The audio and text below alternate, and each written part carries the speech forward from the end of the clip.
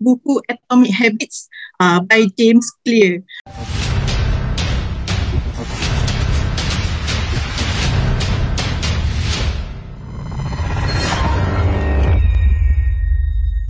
Jadi saya sharekanlah 10 perkara apa yang buku ni akan ajar kita semua. Kalau tuan-tuan perempuan nak build habits, build a good habits untuk diri kita sendiri, okay, this is a very good book lah untuk anda semua baca. Jadi saya akan sharekan 10 perkara lah apa yang buku ni akan ajar anda semua bila kita mula membaca buku ni. Okay, yang pertama ialah build a system for getting 1% better every day. Jadi kita ni semua manusia ni, kita nak buang habit lama kita, yang kita nak bina habit baru bukan senang So jadi bila kita berjaya build a system just untuk for getting 1% je, 1% better every day, itu dah more than enough sebenarnya.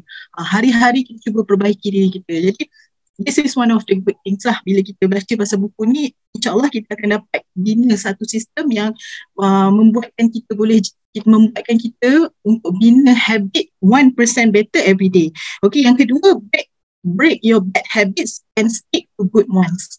Bukan senang kita nak buang habit-habit buruk kita and kita nak gantikan dengan habit yang baru, habit yang lebih baik. Jadi bukan senang benda tu. Jadi kalau anda nak belajar dengan lebih baik, boleh refer kepada buku ni lah. Okay, yang ketiganya, avoid the common mistakes most people make when changing habits. Jadi sebabnya bila kita nak bina habit kita ni, kita nak pastikan habit kita tu consistent throughout the days, throughout the months, throughout the years. Jadi bukan senang sebenarnya. Sebab tu orang cakap kita nak berubah senang. Nak berubah tu senang, nak istiqamah tu yang susah. Jadi inilah yang dimaksudkan dengan avoid the common mistake most people make when changing habits. Okay, yang keempatnya, overcome a lack of motivation and willpower. Kita ni manusia biasa ada masa kita down, ada masa kita burn out. Jadi kita tak selama-lamanya, tak selalunya kita sentiasa happy. Kita sentiasa penuh dengan motivation. Jadi inilah salah satu cara yang buku ni akan ajar kita macam mana kita nak overcome lack of motivation and juga willpower.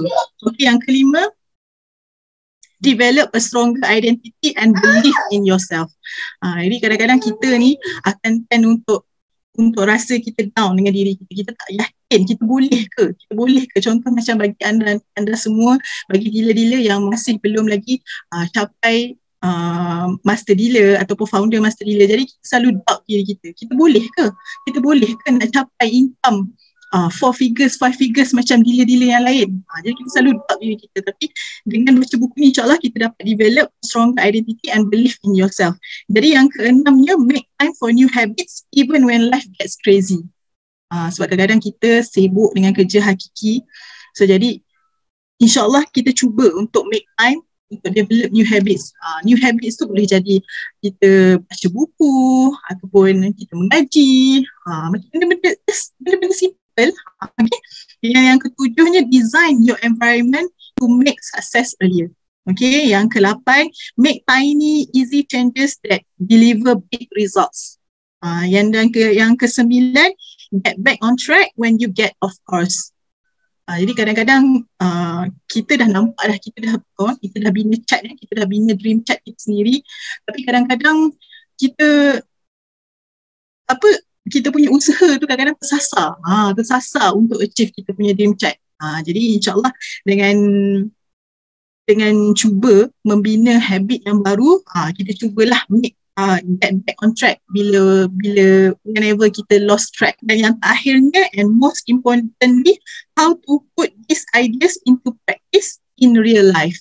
Jadi buku-buku ni, dalam buku Atomic Habits ni, dia based on real evidence.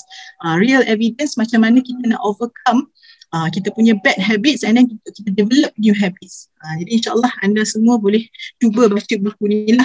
Okay, kita sebagai hamba Allah, sebagai anak, sebagai suami atau isteri, sebagai parents dan sebagai public goal business owner, kita boleh praktiskan, kita boleh praktikkan dan kita boleh apply ilmu daripada Atomic Habits ni dalam kehidupan seharian kita dan untuk kembangkan bisnes kita.